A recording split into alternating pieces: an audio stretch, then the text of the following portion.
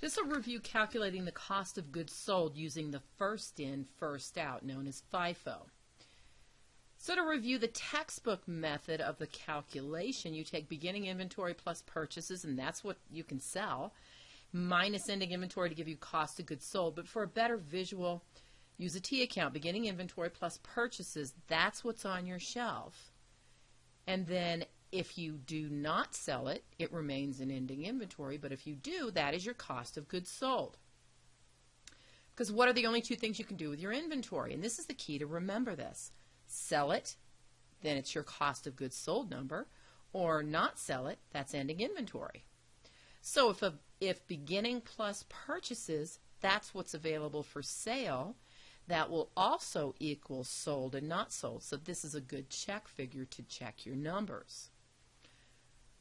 So we're going to look at an example, and this isn't the same example looked at the prior LIFO video, where you have beginning inventory, purchase on the 9th, sale on the 15th, purchase on the 21st. So it's purchase, sale.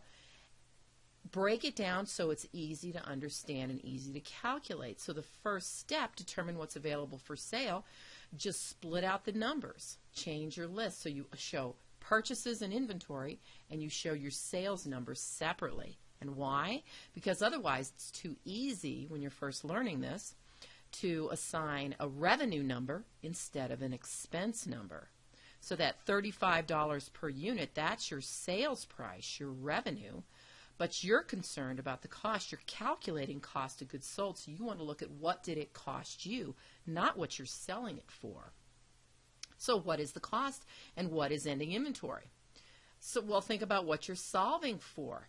This would be the typical journal entry for the sale. Accounts receivable and sales at that sales price number you were given.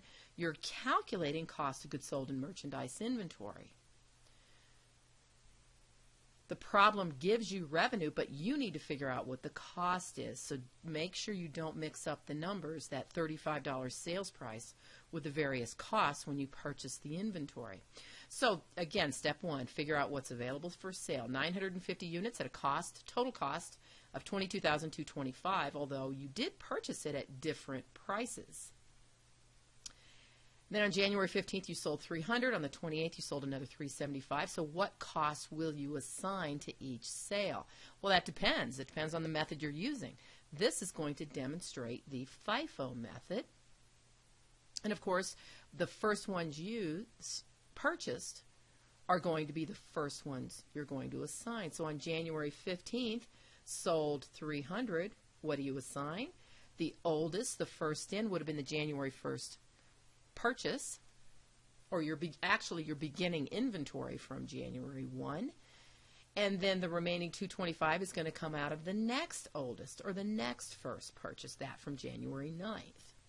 Then on January 28th, you still had 25 units of the first in from January 9th.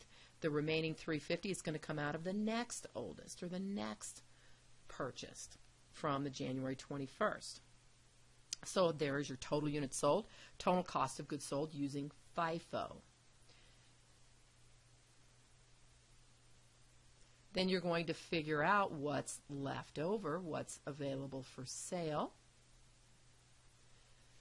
So step one, figure out what's available for sale. Step two, figure out cost of goods sold based on the method chosen, FIFO, LIFO, weighted average.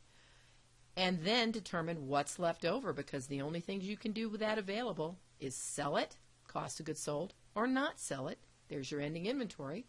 And here are your check figures. You started with 950 units. You sold 675, so you better have 275 left. And the cost, total cost $22,225. Your cost of goods sold $15,400, so the remaining value of your inventory unsold $6,825. Add those together, it should equal the original available for sale. Now that check figure is going to really be true no matter what method you're using. So again, a review of the textbook method and the T account method. Now with perpetual or periodic, it doesn't matter. It will be identical. It's when you're using the other methods. LIFO, perpetual, and periodic will be a little different, And it all has to do with the dates of when you can assign cost of goods sold.